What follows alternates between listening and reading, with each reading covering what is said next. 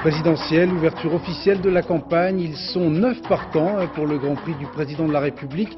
2 femmes et 7 hommes, dont un quasi inconnu, Jacques Cheminade.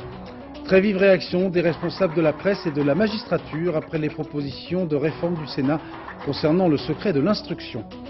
Le problème de la désertification des campagnes, importante manifestation à la Mure en Isère aujourd'hui, manifestation provoquée entre autres par la fermeture de la maternité de cette commune.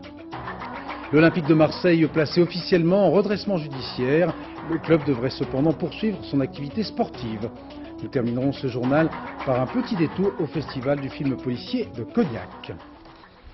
Madame, Monsieur, bonsoir. Miracle à Rodez, en Aveyron, où la flèche d'une grue est tombée sur le toit d'une école maternelle sans faire de victimes, fort heureusement, alors qu'une vingtaine de bambins se trouvaient dans cet établissement qui était pour l'essentiel en préfabriqué il y a encore très peu de temps.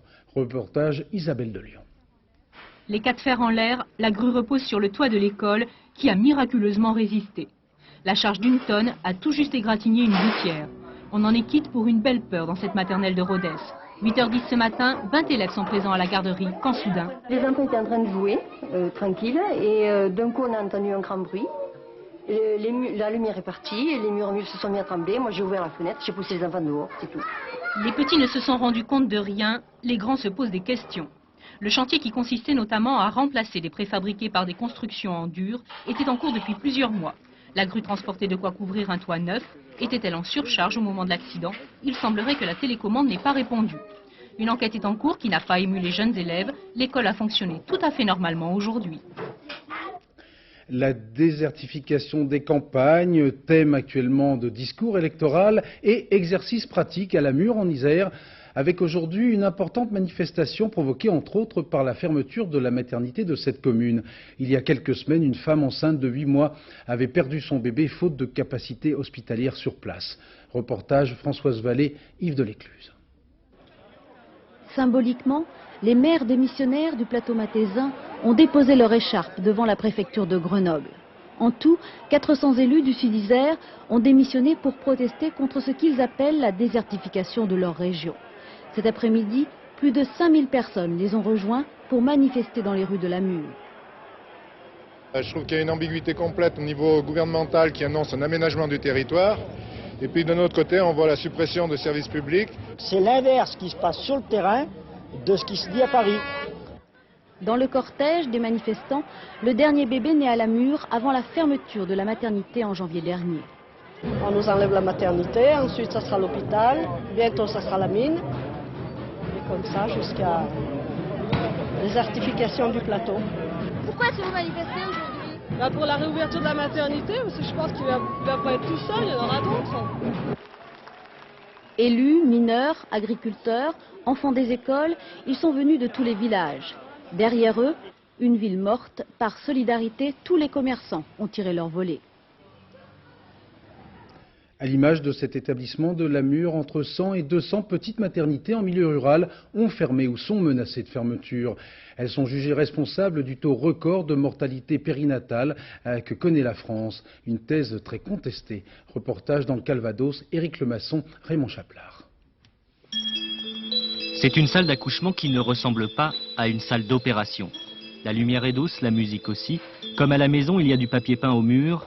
Et le bébé naîtra même sur un divan si la maman le désire. C'est une salle d'accouchement d'une petite maternité dans une petite ville de Normandie. On a voulu ici plutôt créer une certaine intimité, quelque chose qui soit plutôt gai, comme la naissance qui est gai, mais tout en pouvant préserver quand même la sécurité avec des choses proches, comme tout ce qui est au niveau réanimation, anesthésie, etc. Mais qui va être un petit peu dissimulé de façon à ce que ça ne soit pas la première chose qu'on va voir au départ. Aunay-sur-Odon, 3000 habitants, est fier de sa maternité de 10 chambres. C'est pourtant l'un de ces 100 à 120 établissements en France appelés à disparaître. Constatant que le taux de mortalité périnatale et maternelle est plus élevé chez nous que dans les autres pays d'Europe, l'administration a programmé la fermeture de ces maternités en milieu rural qui pratiquent moins de 300 accouchements par an. Sécurité insuffisante en cas de problème, ont décrété les inspecteurs de l'IGAS. Je crois qu'ils nous donnent des raisons qui sont peut-être économiques, je dis peut-être mais c'est pas certain, Et je pense qu'ils ont trouvé un argument de sécurité pour essayer de nous dire que nous n'assurons pas la sécurité. Je sens qu'il y a plutôt une volonté d'obéir à un ordre qui vient d'en haut, de fermer. Un point, c'est tout. Autre problème en cas de fermeture, le transport. La maman de ce petit garçon né la nuit dernière n'aurait pas eu le temps d'aller jusqu'à Caen à 30 km. Entre le moment où le travail s'est véritablement déclenché et le moment où bébé est arrivé, eh bien, on a eu vraiment juste le temps d'arriver, de s'installer, et puis il est arrivé très très vite. Pourtant, a-t-on les moyens de maintenir ces maternités de proximité avec un plateau technique aussi sûr qu'en ville, tout en maîtrisant les dépenses de santé? La question n'a pas de réponse simple. D'ailleurs ici, l'hôpital a appris hier que l'administration prendrait, comme on dit, le temps d'une réflexion supplémentaire. La maternité est sauvée, pour l'instant. Les mouvements de grève dans les PTT, le centre de tri de Lavalette dans le Var est toujours gardé par les CRS qui sont intervenus hier soir pour dégager ce centre bloqué par les grévistes. Environ 200 chefs d'entreprise de la région ont ainsi pu récupérer une partie du courrier bloqué depuis près de 6 semaines parfois afin de mettre en place une distribution parallèle. Et grève toujours, je vous rappelle que le trafic de la compagnie Air Inter sera sérieusement perturbé dimanche et lundi. Une information judiciaire a été ouverte hier soir par le parquet de Lille à la suite du décès il y a 2 mois d'un jeune toxicomane roubaisien qui en Belgique avait pris de la méthadone, un produit de substitution à l'héroïne absorbé semble-t-il parallèlement à des tranquillisants. Marianne Masse. C'était le 6 février dernier. Farid était suivi par une association roubaisienne d'aide aux toxicomanes. Ce jour-là, il commençait son traitement de substitution à la méthadone en Belgique. Avec sa mère, il se rend dans une pharmacie et absorbe sa première dose, 40 mg. Il décédera 15 heures plus tard. Il n'a pas fait de prise de sang, il n'a pas fait d'analyse d'urine, rien du tout. Moi, il m'a dit qu'il n'avait rien fait du tout. D'après l'autopsie, il serait mort d'une overdose de méthadone. Le parquet de Lille avait aussitôt ordonné une enquête sur les causes de la mort. Les analyses toxicologiques ont révélé la trace de médicaments et d'alcool et relevé une anomalie sur la quantité de méthadone effectivement absorbée par Farid. On a retrouvé dans les analyses qui ont été faites une quantité importante, élevée de méthadone qui paraît supérieure à la dose qui avait été prescrite par le médecin, sans qu'on puisse toutefois en tirer de conclusion définitive. Le parquet reste donc très prudent sur cette affaire. Du côté des médecins belges qui l'ont suivi, on est formel. Farid avait un dossier médical en règle et ce jour-là, on ne lui a délivré qu'une dose de méthadone. On sait aussi que le produit fait l'objet d'un trafic chez les toxicomanes qui profitent de la législation belge pour se faire délivrer plusieurs ordonnances. Voilà. Et il faut savoir qu'en Belgique, depuis quelques mois maintenant, il y a une pratique libérale qui s'est installée avec l'autorisation du ministère de la Santé publique. Mais il est possible qu'il y ait des abus de ce côté-là parce que certains médecins travaillent seuls et peut-être très honnêtement, mais se font avoir, comme on dit. Quand on prend la méthadone, c'est pour se soigner, quoi. C'est pas pour commencer à prendre plusieurs doses ou alors c'est la cam gratuite, quoi. Si c'est comme ça, il faut légaliser les drogues dures et... La méthadone, une drogue dure, tous les intervenants en toxicomanie le soulignent, c'est un médicament dont l'usage doit être réglementé. Les analyses complémentaires ordonnées par le parquet diront si oui ou non elle a tué Farid. Hier, dans le Var, la reconstitution de l'assassinat du député Yann Pia a, selon le procureur, confirmé le scénario révélé par l'enquête de police avant que les uns ou les autres ne reviennent sur leurs déclarations. Cette reconstitution, qui a duré près de 10 heures, s'est déroulée en 4 lieux clés, et cela sous la haute surveillance d'un important déploiement de 260 policiers, CRS ou gendarmes. Haro sur le Sénat. Magistrats et journalistes ont très vivement réagi aux propositions de la commission des lois du Sénat visant à réformer le secret de l'instruction. Les journalistes n'étant pas jusqu'à présent tenus à ce secret de l'instruction, la commission sénatoriale tente de limiter les pouvoirs de la presse par divers moyens. Pour beaucoup de journalistes et de magistrats, cette réforme trahit surtout le souci d'empêcher la presse de se pencher sur certaines affaires politiquement sensibles. Le point avec Thierry Curté. Les sénateurs font d'abord un constat. La présomption d'innocence et la liberté de la presse s'opposent de plus en plus souvent. Entre ces deux droits inscrits dans la Constitution, il faut donc légiférer. Certains aménagements semblent louables, comme par exemple l'interdiction de montrer l'image d'une personne menottée, signe, aux yeux de l'opinion publique, d'une présomption de culpabilité. Mais la réflexion des sénateurs va plus loin, notamment sur la publication de documents. S'il est clair que c'est un document d'instruction, c'est-à-dire un document d'instruction, eh bien, il sera, et il l'était déjà, il sera interdit de le publier en tant que tel. C'est la proposition numéro 11. Elle entend sanctionner la publication d'une pièce du dossier de l'instruction. Et les sénateurs vont plus loin, ils ajoutent ces quelques mots ou d'en faire publiquement état avant l'audience. Si un tel texte existait aujourd'hui, la presse n'aurait pu évoquer les affaires Alain Carignan, Gérard Longuet ou Maurice Arex. Tout ça participe du même mouvement, c'est-à-dire une espèce de peur du journalisme d'enquête, une espèce de crainte de voir les journalistes se mêler de ce qui les regarde. Et on se demande ce que les sénateurs ont à cacher. Si on avait demandé aux avocats des personnalités qui sont actuellement mises en examen de rédiger un texte, ils auraient très vraisemblablement rédigé exactement le même que celui qui est proposé par le Sénat. Pour la presse, comme pour le monde judiciaire, en l'état, la proposition du Sénat semble être un texte de circonstance qui passe à côté de la réforme nécessaire du secret de l'instruction. En matière de protection de la vie privée, la législation européenne est loin, très loin d'être harmonisée. Exemple, la Grande-Bretagne avec notre correspondant à Londres, Bernard Lebrun. Fleet Street, le berceau de la presse, l'antique quartier des quotidiens au pouvoir redouté et redoutable. Combien de gouvernements et de ministres sont-ils tombés sous les coups de butoir de ces rotatives? À tort sans doute, vu de France, on appelle cela des scandales, qu'ils soient politiques, financiers ou sexuels. Faux, ce ne sont que des affaires sorties, produites, grâce au long travail d'investigation des journalistes. Exemple, quand le Guardian ou le Sun publient la note d'hôtel d'un député invité en week-end au Ritz à Paris pour défendre des intérêts privés, ici, on ne parle pas de recel de documents ou de violation de la vie privée. Au contraire, les journaux, comme les tribunaux, avancent alors la seule notion sacrée qui devrait régir la presse, la défense de l'intérêt public. Même si le propriétaire du document s'oppose à la publication. Ça, il faut qu'on tienne en compte le raisonnement de cette personne, pourquoi il ne veut pas que ça soit publié.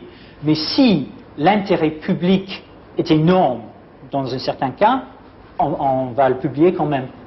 En 1990, les députés ont créé la Press Complaints Commission, le bureau des réclamations en quelque sorte. Quand un lecteur, qu'il soit ministre, juge ou simple citoyen, n'est pas content, il porte plainte à la PCC qui oblige le journal à publier une sorte de blâme public argumenté.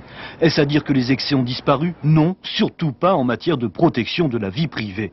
Mais après tout, la princesse de Galles serait-elle encore Lady Di si la presse n'existait pas?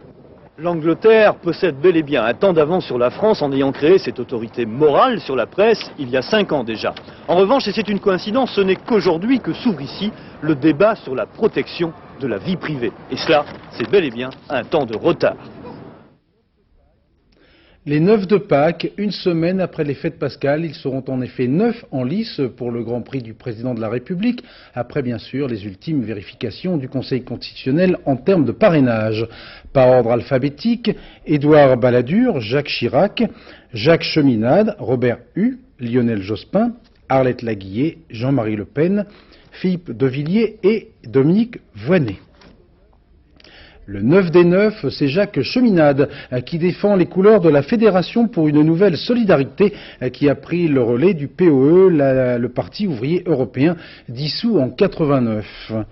Refusant obstinément de se situer sur l'échiquier politique classique, cet énarque de 53 ans récuse avec force l'étiquette d'extrême droite, voire de secte, parfois accolée à son mouvement. Portrait Marie-Pierre Farkas, Bernard Ronflet.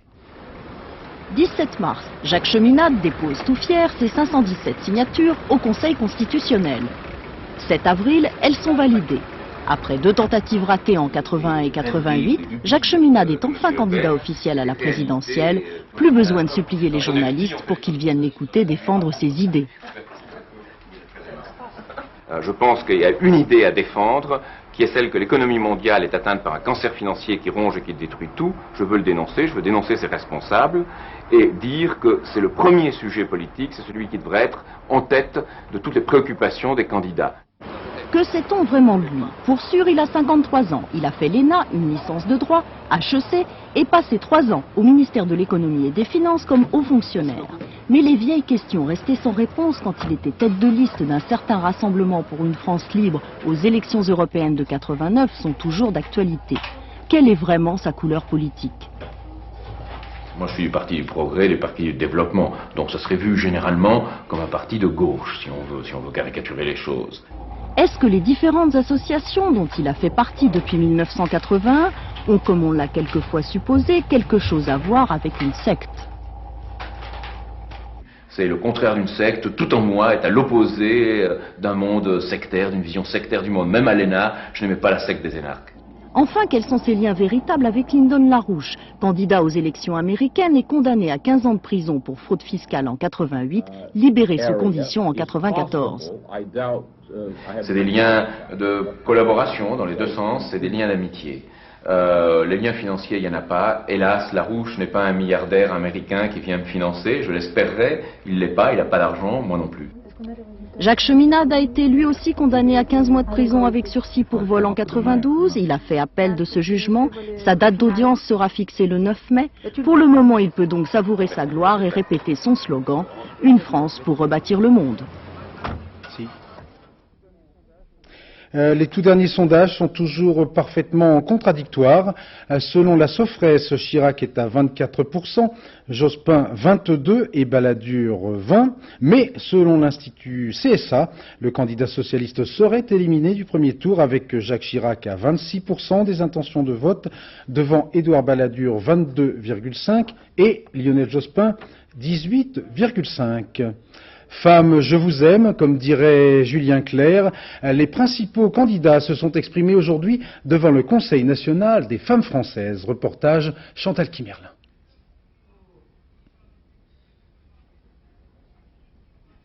Dans un instant, nous retrouvons les femmes. Bon.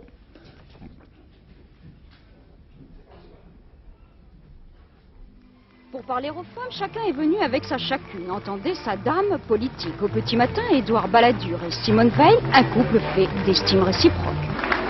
Quelques heures après, histoire de ne pas se rencontrer, Jacques Chirac s'est assis à la même tribune avec Lucette Michaud-Chevry, ministre de l'Action humanitaire. Enfin, Lionel Jospin, mais à l'heure de l'apéritif du soir, est accompagné de son porte-parole, Martine Aubry. Et pour mieux s'arracher les cœurs des femmes, enfin des électrices, chacun a fait des promesses. Édouard Balladur annonce un référendum pour l'automne pour respecter un quota de 30% de femmes pour tout scrutin. Et tout de suite, un cadeau. Il y aurait, si l'on m'en croit, je pense qu'on m'en croira si je suis élu président, 10 femmes ministres. Contre 3, actuellement. Pas question de quota pour Jacques Chirac qui insiste sur les difficultés constitutionnelles pour légiférer. Il est aisé dans cette période, naturellement, de multiplier les promesses sur ce point. Mais ce ne sont que des promesses. Ni les premières, ni les dernières. Il promet, lui, un observatoire de la parité et l'aide de l'État aux partis politiques en fonction de la place qu'ils donnent aux femmes. Exactement ce que propose Lionel Jospin sans concertation. J'ai la volonté d'avancer audacieusement vers la parité et je provoquerai des états généraux afin de susciter un large mouvement social de soutien à cette juste revendication. 3 promesses de candidats, d'hommes, mais en cette journée, ce sont les femmes qui ont vraiment fait la surprise, avoir su réunir en un jour et en un même lieu les 3 hommes les plus courtisés de France. Après Jacques Chirac, il y a 3 semaines, c'était au tour d'Édouard Balladur de faire aujourd'hui un petit détour par Clermont-Ferrand, le fief de Valéry Giscard d'Estaing.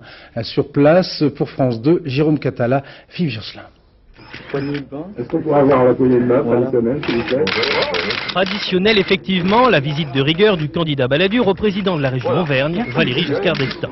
Traditionnelle, car il y a 3 semaines, jour pour jour, dans ce même bureau, Jacques Chirac avait eu droit, lui aussi, à la même poignée de main. Était-elle plus ou moins chaleureuse, plus ou moins soutenue ? Difficile de le savoir. Seule certitude, les giscardiens convaincus ont plutôt choisi Chirac que Balladur. En tout cas, le Premier ministre aujourd'hui à Clermont-Ferrand a décidément placé ses pas dans ceux de ses concurrents, comme ici au siège de l'association Pharmaciens sans frontières, qui recevait il y a 2 jours Lionel Jospin. Mais ces coïncidences, normales en fin de campagne, n'ont pas altéré l'humeur d'Édouard Balladur, ni visiblement sa volonté d'en découdre avec Jacques Chirac. Bâtir l'Europe, ça n'est certainement pas le faire en changeant d'avis régulièrement sur la monnaie, sur le référendum ou sur Schengen. Il faut quand même avoir une vision un peu continue des choses.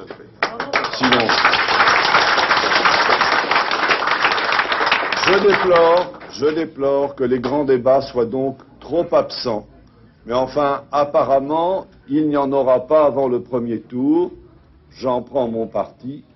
Jacques Chirac, accusé de refuser le débat et de changer fréquemment d'avis, Édouard Balladur poursuit ses attaques à l'encontre de son adversaire privilégié, en espérant que cela lui permette d'accéder au second tour. Jacques Chirac, lui, faisait campagne cet après-midi à Lille. Reportage Véronique Saint-Olive, Jacques Girard. 5 mois après l'annonce de sa candidature, Jacques Chirac revient à Lille. 5 mois après, beaucoup d'élus UDF, RPR et même ceux qu'on ne voyait nulle part sont là. Ils se pressent, ils se bousculent, ils supputent, ils commandent. Et Jacques Chirac se prête à ces retrouvailles.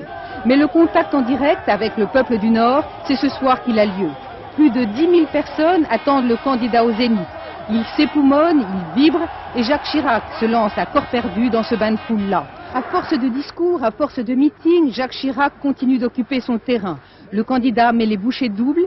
Il est persuadé que sa campagne devra s'accomplir jusqu'à la dernière minute.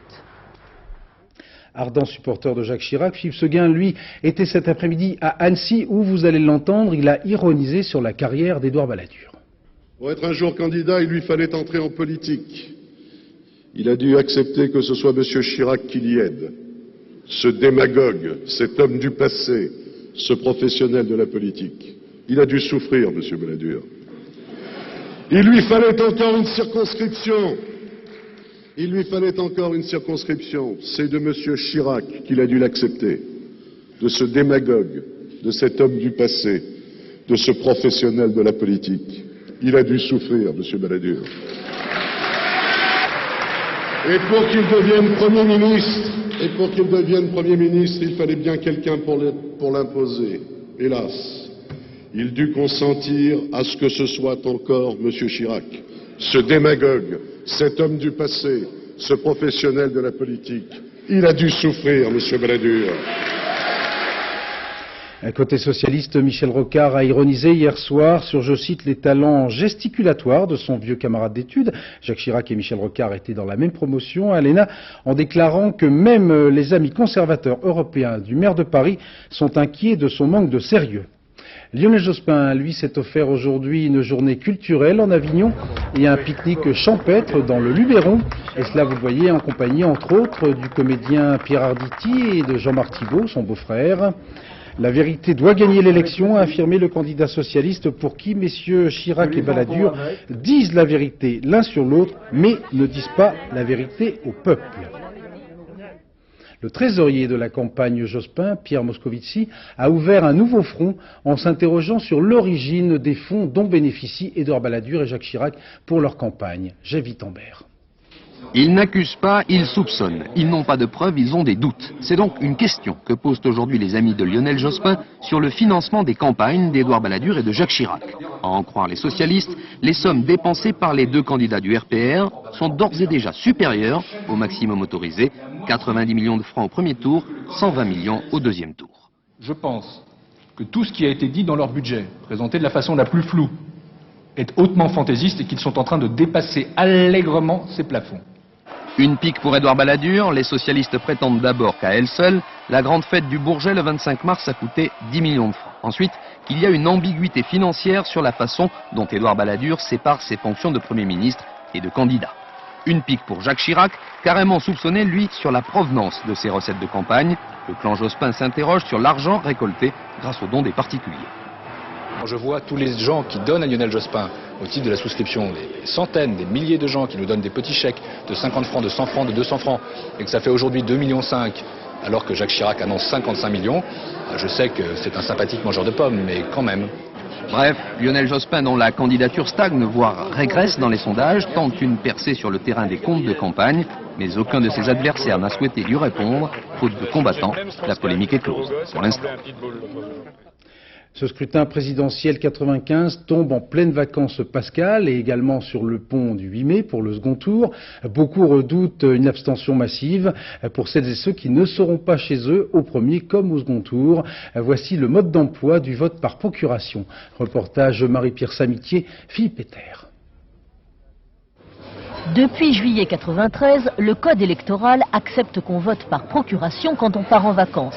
Et voilà la conséquence. Les tribunaux d'instance, les gendarmeries et les commissariats ressemblent à de véritables ruches en ce moment, puisque le scrutin a lieu en pleine vacances de Pâques. Ici, dans ce commissariat de Paris, il y a 3 fois plus de demandes de vote par procuration que pour les législatives de 93.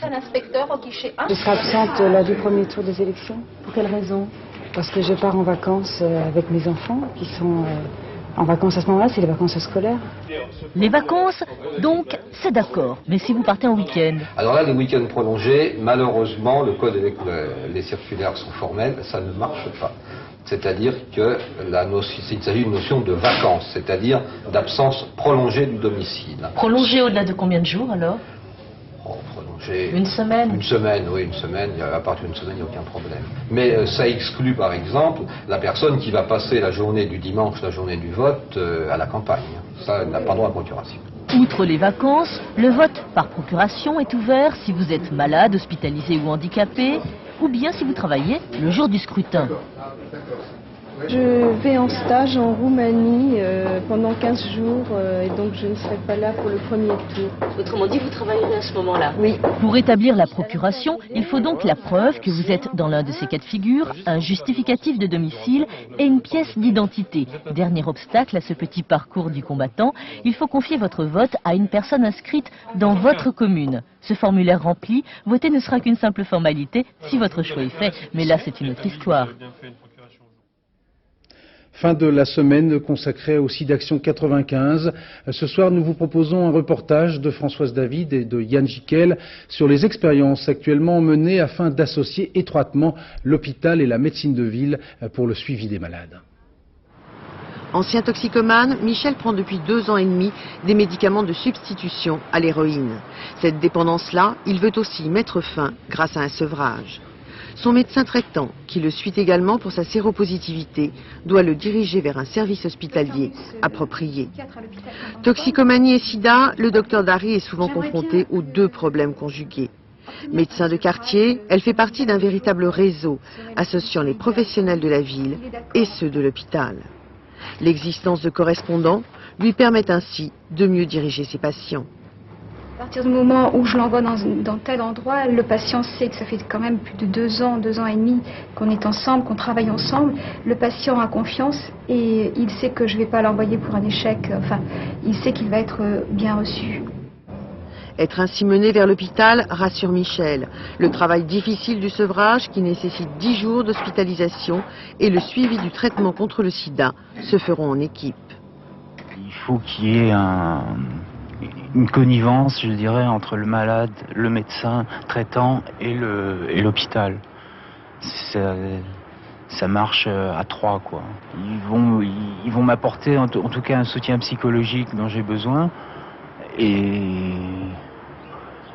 à la fois médical aussi, parce que je peux pas me passer de prendre de la ZT, je peux pas me passer de prendre du Bactrim, je prends du Videx également, donc j'ai besoin d'un suivi à la fois médical et psychologique. À l'hôpital Saint-Antoine, la prise en charge se fera en psychiatrie. Sans avoir rencontré Michel, le médecin hospitalier le connaît déjà un peu grâce au réseau. L'entretien va permettre d'approfondir cette connaissance et de mieux choisir le traitement. L'échange avec les autres soignants est également indispensable. On pourrait dire que l'idée du réseau, c'est une idée très ancienne en médecine, et la pathologie VIH n'a rien inventé. Simplement, ce qui s'est passé, c'est que devant cette pathologie qui était mortelle, et devant, je dirais, le désespoir et la détresse des patients, et notre désarroi personnel de thérapeute, ça s'est organisé. C'est-à-dire, ce qui se faisait auparavant, on avait toujours eu des correspondants de ville, ça s'est organisé comme si lutter à plusieurs, c'était lutter mieux. Et ce qui est la vérité. Réseau Bastille, bonjour. Un fichier constitué de médecins, de pharmaciens, de kinésithérapeutes, de travailleurs sociaux, d'associations de prévention et d'aide aux malades. On veut ici tenter d'assurer une prise en charge globale du couple drogue-sida. Astérix fait de la résistance à Mickey.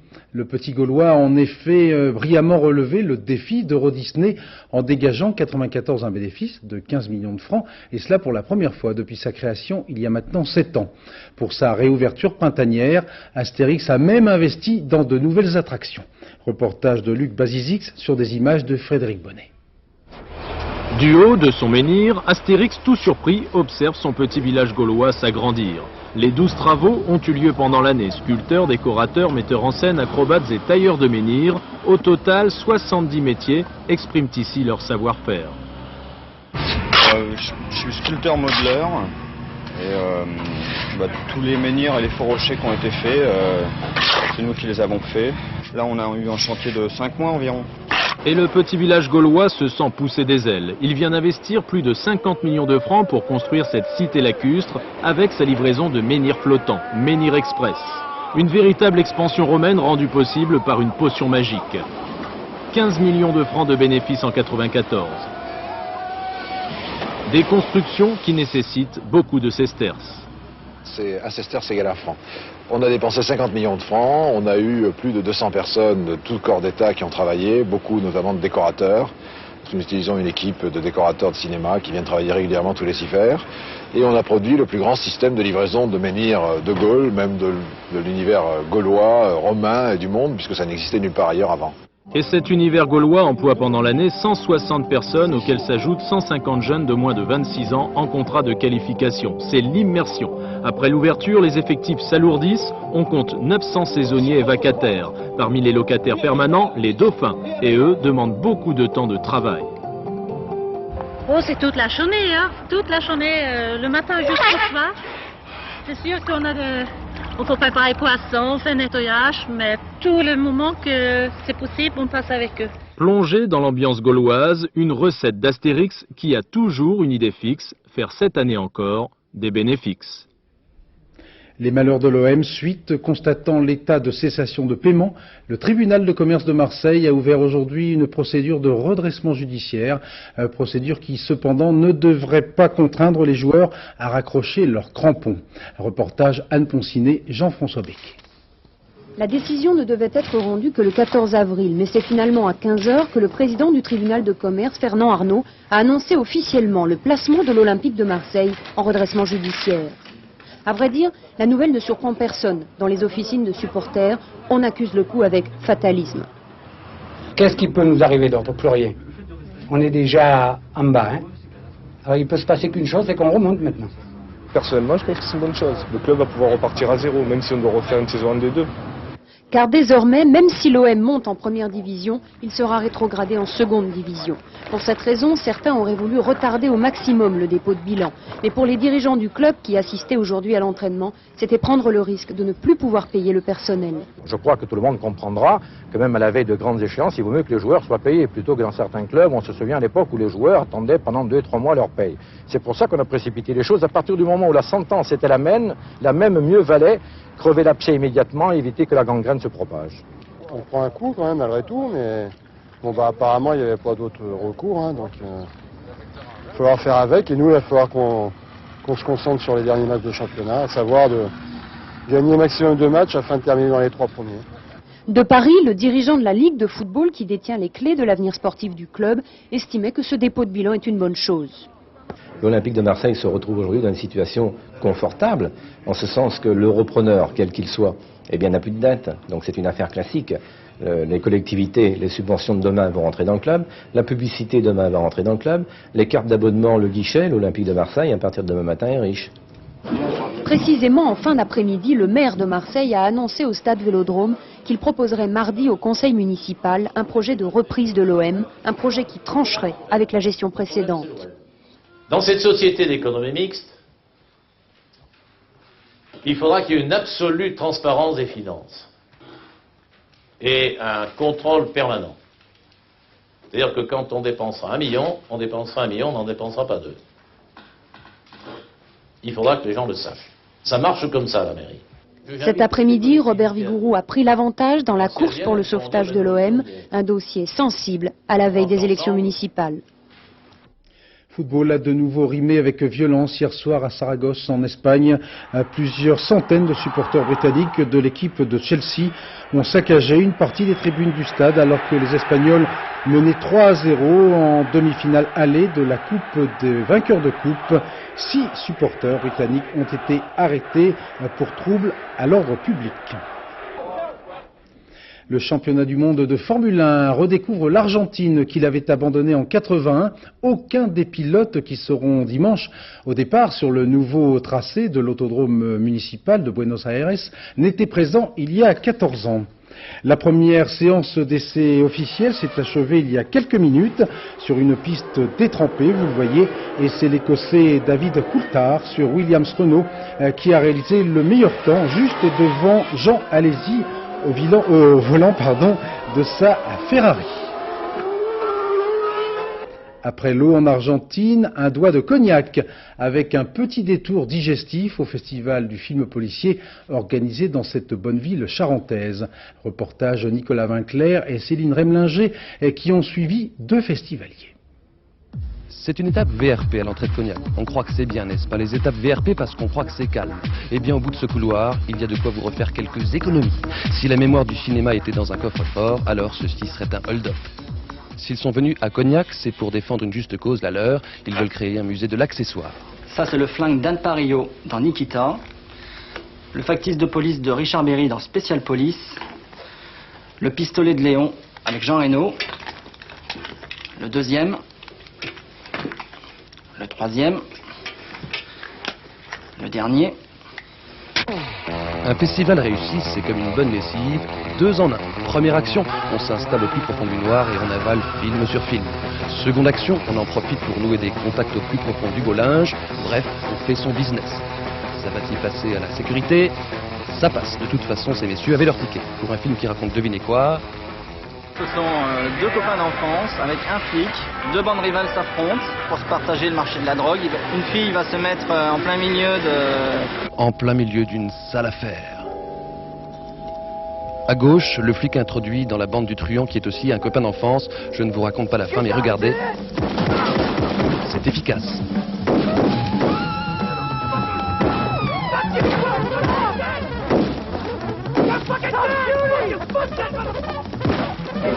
À la sortie du film, business, passage à l'acte. Ah ouais, c'est moi ça, tiens. Association de défense du cinéma français. On expose ça au syndicat d'initiative, parmi d'autres choses. On ne peut pas se permettre de laisser ça dans la nature. Il faut vraiment regrouper. La suite de leur film sera, allez on l'espère, une success story. Ils veulent la réaliser avec l'un des grands accessoiristes, Christophe Maratti. Et puis si ça ne marche pas apparemment, ils pourront se recycler. Après les exploits de l'équipe du RIF, le bouillon de culture de Pivot, puis le taratata de Nagui avec Stevie Wonder, le journal de la nuit qui n'a jamais si bien porté son nom, vers 1h30 du matin, en compagnie de Catherine Sella qui a mis son réveil. Dans un instant, le point route de Valérie Maurice, puis la météo de Nathalie Rioué qui nous annonce un refroidissement général, ce qui lui fera le plus grand bien. Demain à 11h, n'oubliez pas la revue de presse de Michel Cotta qui fête ses 2 ans, pas Michel, la revue de presse. Demain à 13h, vous retrouverez Benoît Duquesne et j'aurai le plaisir de vous retrouver à 20h. Excellente soirée, merci.